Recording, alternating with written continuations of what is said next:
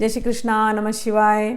हम लोग रुद्रम चमकम इस विषय पर चिंतन मनन कर रहे हैं और रुद्रम के बार बार मैंने आप लोगों को बताया, रुद्रम के 2 पार्ट्स होते हैं, नमकम और चमकम। नमकम के जितने 11 अनुवाक थे उनका ट्रांसलेशन होकर के उनके ऊपर वीडियो बन चुकी है, आप लोग प्लेलिस्ट में जाकर के देख सकते हैं। अब हम लोग उसके जो दूसरा पार्ट है चमकम, उस पर बोल रहे हैं। और चमकम जो है उसमें भी 11 ही सेक्शंस हैं, 11 ही पार्ट हैं, तो उनके ऊपर भी वीडियो बन चुकी है। और हम लोगों ने 7वें तक पिछली बार बोला था, अब हम लोग 8वें वीडियो पर 8वें जो अनुवाक है उसको हम लोग पढ़ेंगे, 8वें अनुवाक से आगे। पिछली बार जब मैंने कहा, जहाँ हमने एंड किया था वहाँ पर हम भगवान को बहुत बहुत धन्यवाद कर रहे थे। चमकम में एक बात बारंबार आती है कि हम भगवान को धन्यवाद कह रहे हैं, भगवान से मांग नहीं रहे। मांगने की प्रक्रिया नहीं है यहाँ, भगवान को धन्यवाद कहने की प्रक्रिया है कि आपने हमें पहले ही सब कुछ दे करके रखा है। अगर हमारे पास है नहीं ना कोई चीज़, फिर भी हम कह रहे हैं कि हमारे पास है भगवान आपकी कृपा से। ऐसी भावना, ऐसी थिंकिंग बदलने की, ठीक है। तो यहाँ हम भगवान हमारे अपने हैं, हम उनको प्रसन्न रखें, वो प्रसन्न होते हैं तो सारे देवता प्रसन्न हैं, सारे देवता प्रसन्न हैं तो सब कुछ हमारे लिए अच्छा ही अच्छा होगा। हमें अलग अलग किसी को पकड़ने की ज़रूरत नहीं है, हम केवल भगवान रुद्र को पकड़ें, रुद्रम चमकम सिंसियरली करें। जो भी भोग की आपकी इच्छा है, लौकिक पारलौकिक सभी भोग आपको मिलेंगे। और इतना ही नहीं है, त्र्यंबकम यजामहे सुगंधिम पुष्टिवर्धनम उर्वारुकमिव बंधनात् मृत्योर मोक्षे मामृतात्। कहते हैं कि हे भगवान, ये शरीर जब छूटे, जीते जी तो हम भोग करें ही, सारा सब कुछ हमें मिले। ऐसी ज़िंदगी अच्छी नहीं है जिसमें बहुत रोना पड़ता है, हर चीज़ के लिए भीख मांगनी पड़े, नहीं, ऐसी वाली ज़िंदगी नहीं। हम भगवान के पुत्र हैं, भगवान ने हमको दिए हैं मेथड्स कि हम अच्छा जीवन जी सकें, तो हम उसको अपने जीवन में उतारें। हम रुद्रम चमकम को पढ़ें, अपने जीवन में उतारें और अपने जीवन को सुखमय बनाएं। और जीते जी सुख में रहेंगे तो जिस दिन शरीर छोड़ेंगे उसके बाद भी सुख में ही रहेंगे हम, क्योंकि भोलेनाथ करते हैं ऐसा, त्र्यंबकम यजामहे सुगंधिम पुष्टिवर्धनम मृत्यु और मोक्षे मामृतात्, कि मृत्यु के बाद भी हमें मोक्ष के द्वार पर भगवान आप ही ले जाने वाले हैं। तो ऐसे ही ले जाना हमें अच्छे से, जैसे हम जीते जी अच्छे से जिए, मृत्यु के बाद भी हमारा जो जर्नी आगे का हो, हे शिव जी, वो अच्छा ही हो, ऐसी भावना, ठीक है। तो ये इतना सुंदर चमकम दिया गया है। तो बाकी की भी वीडियोस आप सुनेंगे तो आपको समझ में आएगा कितनी सुंदर सुंदर बातें कही गई हैं इसके अंदर। अब हम लोग 8वें पर चलते हैं। इधमश्च में पढ़ना बड़ा आसान है, कठिन नहीं है।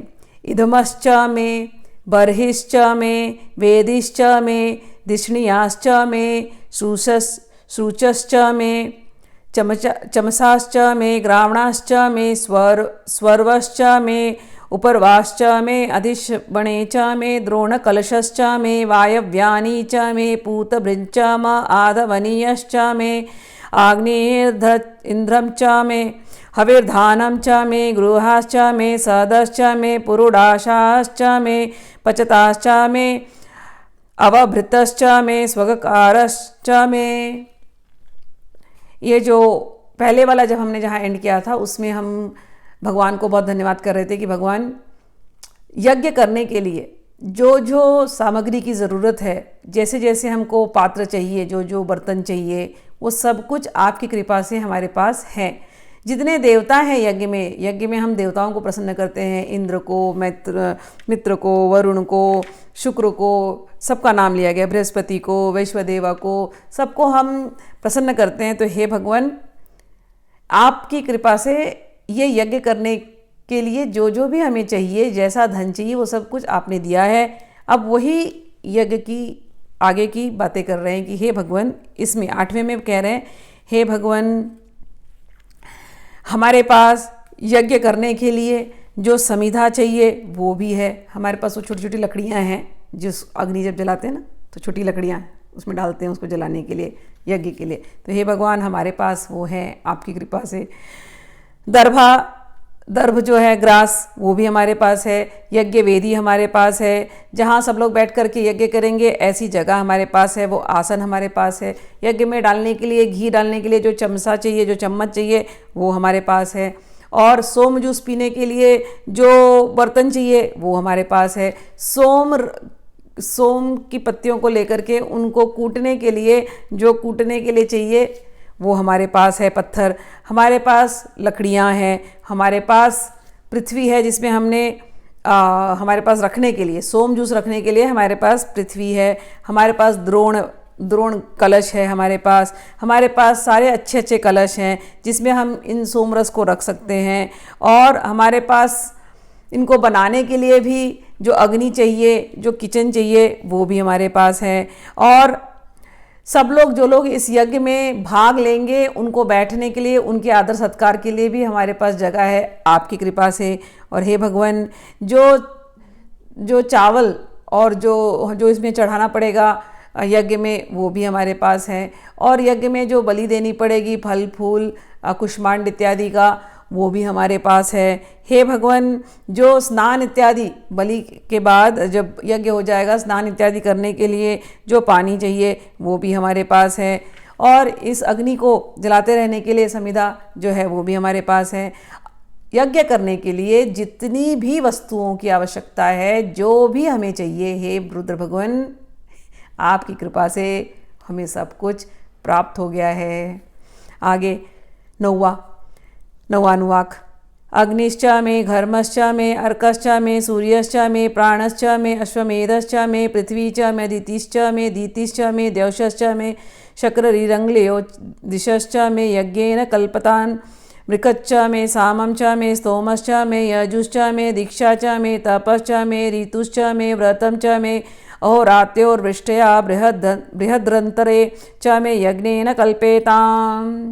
हे भगवान, आपकी कृपा से यज्ञ की सामग्रियाँ, यज्ञ की तैयारियाँ में जो जो पात्र चाहिए थे, सब कुछ हमें प्राप्त हो गए हैं। अब ये अग्नि, ये भी हमें प्राप्त है। अब हम इसमें अग्नि में जो भी यज्ञ करना है, अब वो हम कर रहे हैं। अब ये शुरू हो जाए अग्नि, और इसमें अर्क हम डालेंगे। वो अर्क के से जो यज्ञ होगा वो सफल हो। और इसमें हम इस यज्ञ में हम सूर्य की रश्मियों को, अपने शरीर के तेजस को, उसको हम डालते हैं। हे भगवान, वो भी सफल हो। हे भगवान, हम अपने आत्मा से, अपने चित्त से, मन से इस यज्ञ को कर रहे हैं। अपने चित्त, मन, बुद्धि, अहंकार को हम इस यज्ञ में समर्पित करते हैं। हे भगवान, अग्नि में हम जो अश्वमेध के जैसा यज्ञ कर रहे हैं, हे भगवान, ये जो पृथ्वी है ये प्रसन्न हो, जहाँ पर हम यज्ञ कर रहे हैं। जो अदिति, दीति, जिनसे ये देवता और असुर जितने सब कुछ आए थे, हे भगवान, ये सारे लोग हमसे प्रसन्न हो जाएं। जो स्वर्ग के जो लोग हैं, उनको हम ये यज्ञ की सामग्री दे रहे हैं, वो सब हमसे प्रसन्न हो जाए। और जो परम पुरुष हैं, जो यज्ञ पुरुष हैं, हम ये यज्ञ कर रहे हैं, और इसमें जो कुछ भी हम डाल रहे हैं, जो भी हवन सामग्री हम डाल रहे हैं, इस हवन सामग्री से यज्ञ के पुरुष प्रसन्न हो जाए। ऋग्वेद, सामवेद, यजुर्वेद, ये सब कुछ में जो ज्ञान है, इस यज्ञ के द्वारा वो हमें प्राप्त हो। और कहते हैं जो मन में जैसी स्थिति होनी चाहिए, जो पवित्र स्थिति होनी चाहिए, यज्ञ से ये हमारे मन की स्थिति बिल्कुल पवित्र हो जाए, हम पवित्र हो जाए, हमारे मन, बुद्धि, चित्त, अहंकार पवित्र हो जाए, हमारे आसपास की जितनी दिशाएं हैं वो इस यज्ञ के माध्यम से पवित्र हो जाए। रुद्रम चमकम पढ़ने से सब कुछ पवित्र हो जाता है। आगे कहते हैं, जो भी व्रत उपवास हमने किए थे इस यज्ञ के लिए, उससे हमारी पवित्रता हो, हमारे जितने पाप थे वो समाप्त हो, और सब जगह, सब कुछ, जहाँ तक ये यज्ञ की जो धुआं जा रहा है, या ये यज्ञ की जो वाणी जा रही है, रुद्रम चमकम की जो वाणी जहाँ तक पहुँच रही है, वहाँ तक के सब पाप जो है वो नष्ट हो जाए। और यज्ञ के बाद जो गायों से हमारी गायें प्रसन्न हो, गायों से जो दूध निकले वो हमको प्रसन्न करे। और कहते हैं इस यज्ञ से सारे देवता रात्रि और दिन ये हम पर प्रसन्न हो, और हमारे जितने फसल हों वो सारे अच्छे निकलें। और अब हम रुद्र भगवान को प्रसन्न करते हैं साम वेद के गायन के द्वारा। तो साम वेद का ये जो हम गायन कर रहे हैं इस यज्ञ में, उससे रुद्र भगवान प्रसन्न हो। हम भगवान रुद्र के भक्त हैं, इसलिए हमारे साथ सब कुछ अच्छा ही अच्छा हो रहा है, ऐसी इसमें भावना है। गर्भाश्च मे वत्साश्च मे त्रैविश्च मे त्रैविच्च मे द्वितीयवाटच्च मे द्वितीयो हि च मे पंचाविश्च मे पंचावीच्च मे त्रिवत्सश्च मे त्रिवत्सा च मे तुर्यवाच्च मे तुर्यो हि च मे पष्टवाच्च मे शपष्टो हि च मे उक्षा च मे वशा च म ऋषभश्च मे वेहच्च मे अनवांगच्च मे धेनुश्च मे आयुर्यज्ञेन कल्पतां प्राणो यज्ञेन कल्पताम् अपानो यज्ञेन कल्पतां व्यानो यज्ञेन कल्पतां चक्षुर्यज्ञेन कल्पतां श्रोत्रयज्ञेन कल्पतां मनोयज्ञेन कल्पतां वागयज्ञेन कल्पताम् आत्मा यज्ञेन कल्पतां यज्ञो यज्ञेन कल्पताम्। अब सारा पहले उन्होंने प्रार्थना कर लिया। ये अभी हमने 10वां अनुवाक कहा। 9वें अनुवाक में कहा कि हमने ये जो समिधा डाला, हमने जो हवन सामग्री डाली, इनसे सभी लोग प्रसन्न हो जाए, सब 10 दिशाएं प्रसन्न हो जाए, हमारे गायें अच्छे हो, हमारे गायों से अच्छे दूध की उपज हो, अच्छा दूध, खूब दूध हमारे मतलब लोगों को मिले, और हमारे खेत खलिहान हरे भरे हो जाएं, और जहाँ तक दूर दूर तक है गांव हमारे पवित्र हो जाएं। किसी के जो अगर हमारे गांव में या किसी के यहाँ कोई पाप हो गया है तो वह नष्ट हो जाए। जो रुद्रम चमकम जो सुन रहे हैं उनके पाप नष्ट होकर के उनके जीवन में भी सब कुछ आनंदमय हो जाए, ऐसी भावना पहले वाले में की थी।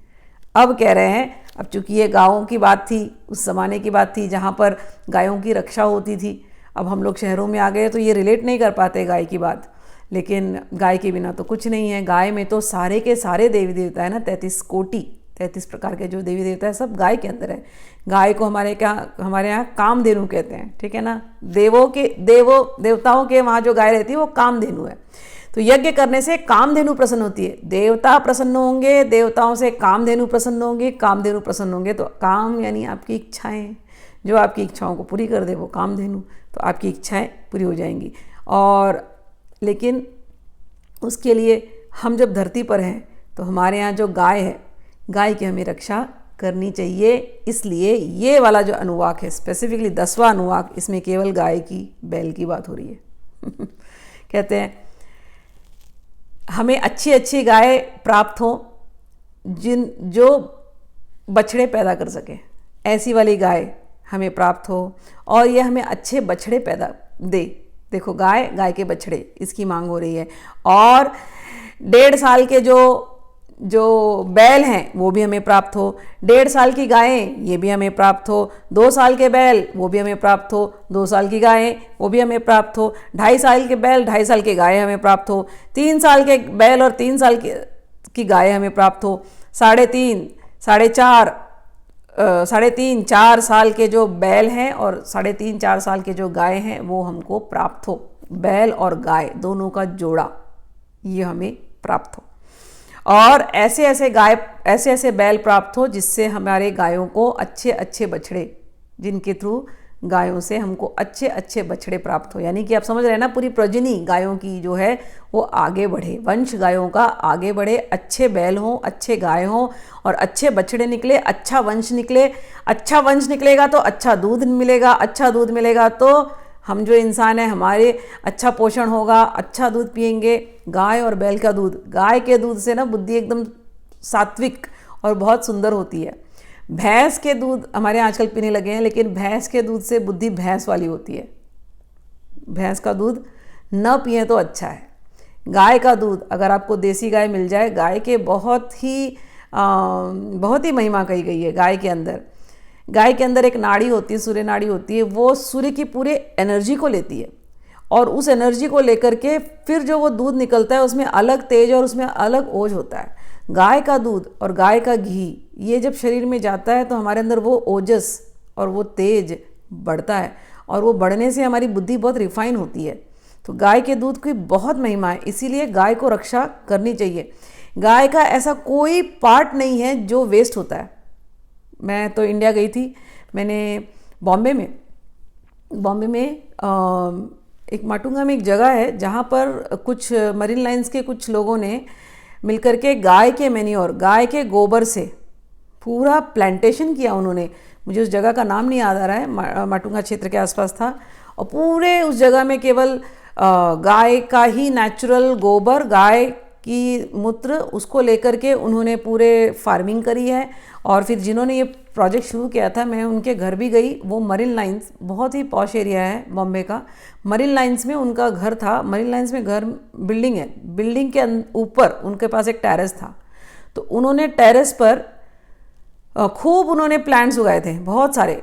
और उन्होंने मुझे घर में, मैंने फ़ोन किया कि मैं आकर के देख सकती हूँ क्या, कि क्या है, तो मुझे आने दिया उन्होंने। और मैंने जाकर के देखा तो उन्होंने काऊ के जो मैन्योर है उसी से घर पर छोटे से टेरेस में इतने सारे वेजिटेबल्स उगाए थे कि मैं तो दंग हो गई कि बॉम्बे जैसे क्षेत्र में ऐसा उन्होंने किया। और उन्होंने कहा कि हमारी तो पीढ़ी दर पीढ़ी केवल गाय से ही हमारे यहाँ नॉनवेज तो चलता नहीं था, तो गाय के ही पार्ट से पूरा खेती होता था। ऑर्गेनिक फार्मिंग बोलते हैं। मैं अमेरिका आई, मैं आप लोगों से शेयर कर रही हूँ ये बात कि अमेरिका आई तो ऑर्गेनिक फार्मिंग मेरा भी मन किया कि मैं भी अपने यार्ड में लगाऊँ टमाटर वगैरह। तो मुझे लगा कि चलो वहाँ से मैन्योर लेकर के आते हैं, फर्टिलाइज़र ले आते हैं, खाद, ऑर्गेनिक खाद ले आई। अब जब ऑर्गेनिक खाद ले आई तो खोल करके मैं देख रही हूँ उसके अंदर इंग्रेडिएंट्स, तो क्या है फिश मील, यानी कि मछली के, ऑर्गेनिक फार्मिंग के मैन्योर खाद में मछली के कुछ पाउडर्स हैं। और फिर ब्लड मील है, मतलब जानवरों का ब्लड जो सूख गया होता है। देखो, एक कुछ जानवर यहाँ कटते हैं, कुछ तो लोग भक्षण करते हैं, खाते हैं यहाँ के लोग। और उसके बाद जो जानवर के पार्ट बच गए उससे बन जाता है कुत्तों का मीट, जो कुत्तों को खिलाते हैं। उसके बाद भी कुछ पार्ट जो बच जाते हैं, जो कोई नहीं कंज्यूम करेगा, जो कोई नहीं खाएगा, उसको वो लोग ऑर्गेनिक मैन्योर जैसे बेचते हैं। फिर वो ऑर्गेनिक मैन्योर जाती है खेतों में। और जब मैंने देखा, मैंने कहा ये ऑर्गेनिक मैन्योर, ये ऑर्गेनिक फार्मिंग है तो यहाँ तो वो शुद्धि है ही नहीं। लेकिन इंडिया में गांव में जब जाओ तो पहले के ज़माने में इतना नॉनवेज तो कोई खाता नहीं था, तो तभी भी गायों के ही वजह से गोबर गैस टेक्नोलॉजी निकली थी, और भी बहुत सारी टेक्नोलॉजी मैंने देखी है। तो गायों के गोबर से, गायों के मूत्र से ही इतना फर्टिलाइज़र बना करके उससे ही उतने अन्न को हम लेते थे।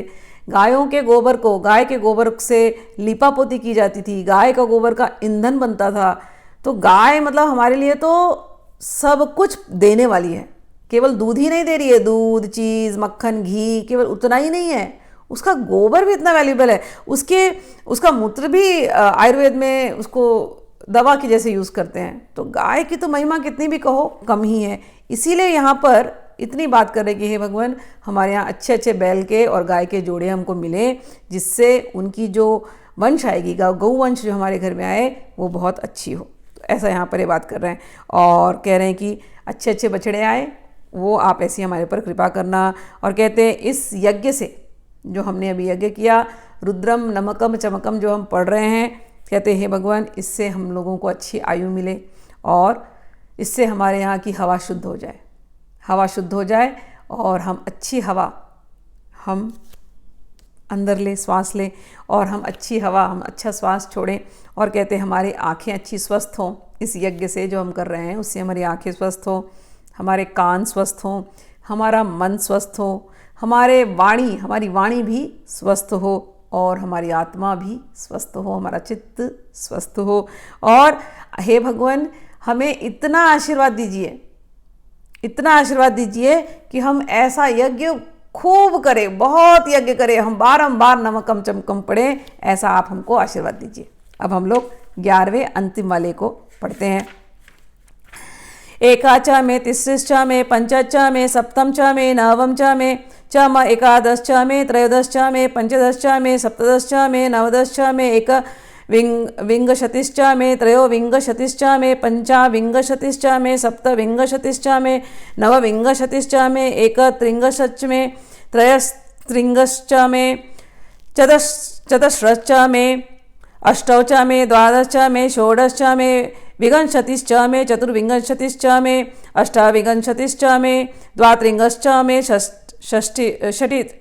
षट्त्रिंशच्च में, चत्वारिंशच्च में, चतुश्चत्वारिंशच्च में, अष्टाचत्वारिंशच्च में, वाजश्च में, प्रसवश्चापिजश्च में, क्रतुश्च में, सुवश्च च मूर्धा च में, व्यश्नियश्चान्त्यायन अश्चान्त्यश्च भुवनश्च भुवनश्चाधिपतश्च में। अब ये जो बात कही है आगे जा करके इसमें, तो इसमें कुछ उन्होंने नंबर्स कहे हैं। कुछ ऑड नंबर्स कहे हैं, कुछ इवन नंबर्स कहे हैं। तो कहते हैं 1 मेरे साथ हो, 3 मेरे साथ हो, 5 मेरे साथ हो, 7 मेरे साथ हो, 9 मेरे साथ हो, 11 मेरे साथ हो, 13 मेरे साथ हो, 15 मेरे साथ हो। अब ये जो नंबर लिए हैं तो इनको इनडायरेक्टली इनके लोगों ने बहुत इसके अर्थ निकाले हैं, लेकिन कुछ जो कॉमन अर्थ है जो हमको समझ में आ सकता है, हम लोग उसको कहते हैं 1 मेरे साथ हो। 1 मतलब वो एक परब्रह्म, परमात्मा, परम पुरुष, वो हमारे साथ हो। 3 मेरे साथ हो मतलब ये जो त्रिगुणात्मक प्रकृति है, सत्व रजो तमोगुण वाली प्रकृति, वो मेरे साथ हो। 5 मेरे साथ हो, 5 यानी पंचभूत, ये जो मेरे साथ रहे, मतलब पंचभूत यानी आकाश, वायु, अग्नि, जल और पृथ्वी, ये मेरे साथ हो। सप्त धातु, ये जो है वो जिससे मेरा शरीर बना है, वो मेरे साथ हो। 9 द्वार मेरे साथ हो, हमारे शरीर 9 द्वार से बने, 2 आँख, कान, नाक, मुंह, 9 द्वार। और उसके बाद आगे चलते हैं वो लोग। 11 मेरे साथ हो, यानी हमारे एकादश इंद्रियां, वो मेरे साथ हो। और 13 जो है वो मेरे साथ हो, 13 देवता वो मेरे साथ हो। 15 मेरे साथ हो, हमारे शरीर में 15 मुख्य नाड़ियां हैं, बहुत सारी नाड़ियां लेकिन 15 मुख्य नाड़ियां हैं, तो वो नाड़ियां मेरे साथ हो। 17 हमारे शरीर के जो अंग हैं वो हमारे साथ हो। 19 प्रकार के जो मेन जो औषधि होते हैं वो हमारे साथ हो। और 21 हमारे साथ हो। 21 प्रकार, हमारे बॉडी में 21 पॉइंट ऐसे हैं जो बहुत जिनको आघात देने से आदमी तुरंत मर जाएगा। कहते हैं वो हमारे हुष्ट पुष्ट हो, वो हमारे ठीक ठाक हो। और कहते हैं 23 मेरे साथ हो। 23 देवता जो शरीर में अलग अलग बीमारियां होती हैं उनकी वजह से होती है, तो वो मुझ पर प्रसन्न रहें। और कहते हैं 25 मेरे साथ हो। 25 अप्सराएं जो स्वर्ग की हैं वो हम पर प्रसन्न रहें। और 27 गंधर्व जो है मुख्य, वो हम पर प्रसन्न रहें। और कहते हैं 27 मेरे साथ हो। 29 मेरे साथ हो। और 31 मेरे साथ हो। तो 29 जो होते हैं वो बिजली के देवता हैं, वो हमारे साथ हो। 31 प्रकार के हमारे ब्रह्मांडों को लेकर के दूसरे भी लोक हैं, अलग अलग जगहों पे मेंशन किया गया। मैंने ये जब 31 लोक पढ़ा तो मेरे समझ में नहीं आया कहाँ पर है तो मैंने बुद्धिस्ट जब लिटरेचर पढ़ी, और मेरे कुछ बुद्धिज़्म के टीचर्स थे, तो उनसे जब मैंने कंसल्ट किया तो उनके लिटरेचर में 31 लोकों की बात की गई है। मैंने कहा अच्छा, आपके लिटरेचर में 31 है, हमारे रुद्रम में भी 31 कहा गया था, मुझे अभी तक पता नहीं था, लेकिन धन्यवाद, आपकी वजह से पता चला। तो 31 लोग जो हैं वो हमारे साथ हों, और 33 कोटि देवता वो हमारे साथ हों। और फिर आगे इवन नंबर्स लिए गए। तो इवन नंबर्स क्या हैं? कह रहे हैं 4 हमारे साथ हो, 4 यानी 4 पुरुषार्थ। 8 हमारे साथ हो, 8 यानी 8 वेद और उपवेद। फिर कहते हैं 12 हमारे साथ हो, 12 16 हमारे साथ हो, 21 हमारे साथ हो, 20 हमारे साथ हो, 24 हमारे साथ हो। तो 21 तो 12 यानी षडंग और षडशास्त्र, ये हमारे साथ हो। 16 प्रकार के दिव्य ज्ञान वो हमारे साथ हो। 20 महाभूत वो हमारे साथ हो। 24 गायत्री के जो अक्षर हैं वो हमारे साथ हो। 28 उष्णिक, ये 1 मीटर है, छंद, ये हमारे साथ हो। 32 अनुष्टुप छंद, ये हमारे साथ हो। 36 बृहति छंद, ये हमारे साथ हो। 40 पंक्ति छंद, वो हमारे साथ हो। 44 त्रिष्टुप छंद, वो हमारे साथ हो। 49 जगति, वो हमारे साथ हो। ये जो अभी छंद मैंने आपसे कहा, जब आप लोग मंत्र पढ़ते हैं तो मंत्रों के पहले संकल्प लेते हैं, तो संकल्प लेते समय उन छंदों की बात होती है। तो वो छंद जो हैं, उन छंदों में शब्द और उसमें एक वाइब्रेशन है, तो वो वाइब्रेशन जो है वो हमारे साथ हो, कहने का अर्थ ये है। तो जहाँ बृहति छंद में पढ़ रहे हैं तो वहाँ बृहति की जो वाइब्रेशन है वो हमारे साथ हो। जहाँ अनुष्टुप छंद में हम मंत्र पढ़ते हैं वो हमारे साथ हो। इस प्रकार से यहाँ पर बात को कहा गया है। अब हम लोग आगे पढ़ते हैं। तो इस प्रकार से 11 अनुवाक तो समाप्त हो गया। आखिर में जो है हम भगवान से आशीर्वाद मांग रहे हैं। ये यज्ञ हमारा समाप्त हुआ।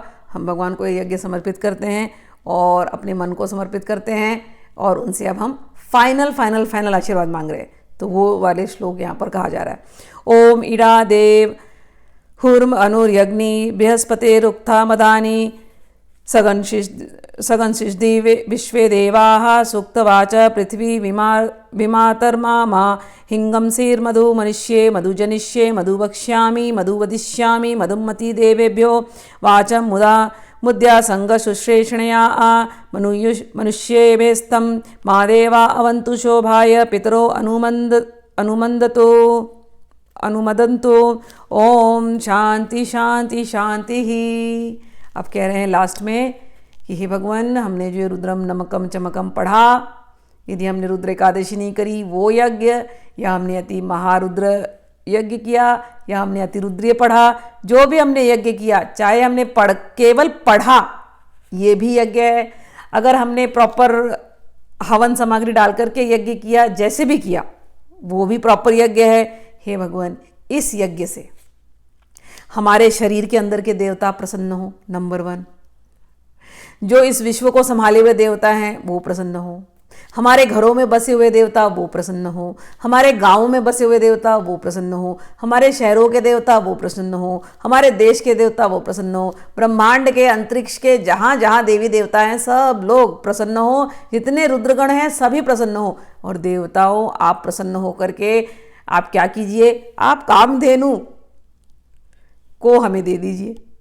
कहने का अर्थ है कि हमारी जितनी इच्छाएं हैं, जो भी भोग हमें चाहिए, जिससे हमारी इंद्रिय मन संतुष्ट हो, उनको आप पूरा कर दो।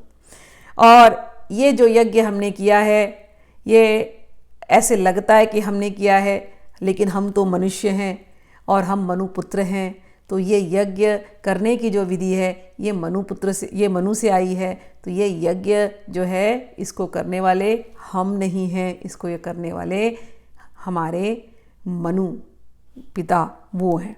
और ये जो मंत्र जो आए हैं, ये जो मंत्र हमने किए, ये हमारे नहीं हैं। हे देवताओं, ये मंत्र तो आप ही के गुरु बृहस्पति उन्होंने दिए हैं, तो उन बृहस्पति को प्रणाम है। तो बृहस्पति जो है ये मंत्र देने वाले हैं, मनु जो है ये यज्ञ कराने वाले हैं, और इस यज्ञ की जो विधि है वो विश्वे देवा उन्होंने दिया है, तो उन लोगों को नमस्कार है, ये सब उन्हीं से आया है। हे पृथ्वी, हे माता पृथ्वी, आप प्रसन्न हो, इस यज्ञ से आप प्रसन्न हो। आप हमको कभी भी कोई पीड़ा, कोई तकलीफ, कोई आपदा, कोई व्याधि, कोई इमरजेंसी, कोई अर्थक्वेक, कोई टोर्नेडो, कोई सुनामी, कोई साइक्लोन, कोई भी ऐसी फ्लडिंग, कुछ भी आप हमें हमारी भूमि में मत करना। हमारी भूमि को, हमारी जो क्षेत्र है, हे भूमि माता, आप हमेशा प्रसन्न रहना। देवताओं, आप हमारी भूमि पर हमेशा प्रसन्न रहना, और धरती माता आप हमेशा प्रसन्न रहना, हमें और हमारे परिवार को कोई तकलीफ नहीं देना। और कहते हैं, हम आपसे, यहाँ पर लिखा है, हम आपको एक वादा करते हैं। क्या वादा कर रहे हैं कि हे भगवान, हे रुद्र भगवान, हे सभी देवताओं, हे धरती माता, हम आपसे एक वादा करते हैं। क्या? कि हम अपने मन से अच्छी बातें ही सोचेंगे। कहते हैं, पृथ्वी मातरमा माहिंगम सिम मधुर्मनिष्ये, हम अपने मन से मधु बातें सोचेंगे। मधु जनिष्ये, हम अच्छी अच्छी बातें ही जानेंगे। मधु वक्ष्यामि, हम अच्छी अच्छी बातें ही बोलेंगे और देखेंगे।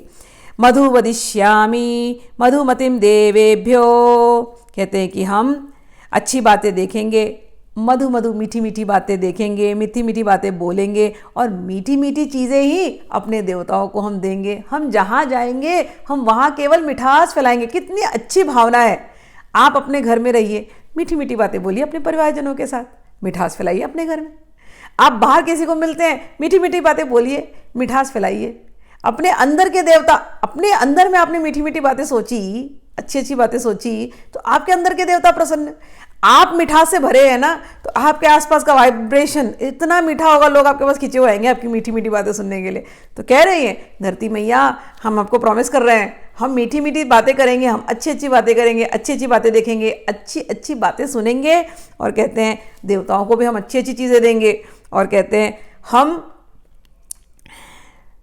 जितने भी हमारे आसपास हैं, कहा है इसके अंदर कि जितने हमारे आसपास हैं हम उनको भी अच्छी अच्छी बातें सुनाएंगे। लिखा है यहाँ पर, हाँ, कि वाचम वाचम उद्यासंग सुश्रेणिया मनुष्येभ्यस्तम माँ देवा अवंतु शोभाय पितरो अनुमदंतु।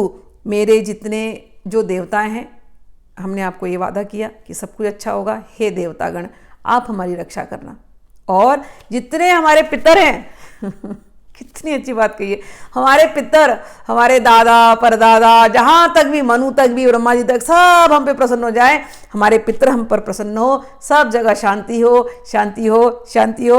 ओम शांति शांति शांति ही। जो रुद्रम चमकम पर पड़ेगा उसके पितर प्रसन्न हो जाएंगे, देवता प्रसन्न हो जाएंगे, ग्रह प्रसन्न हो जाएंगे, घर में केवल आनंद ही आनंद होगा, ऐश्वर्य भोग और मोक्ष सब कुछ उसको प्राप्त होगा। तो दिल से संकल्प ले लीजिए कि हम इसको पढ़ेंगे।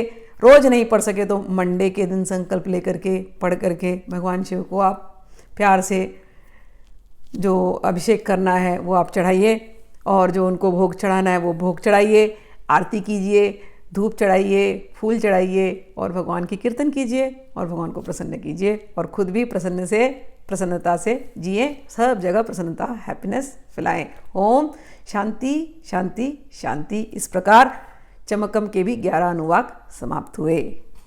नमः शिवाय।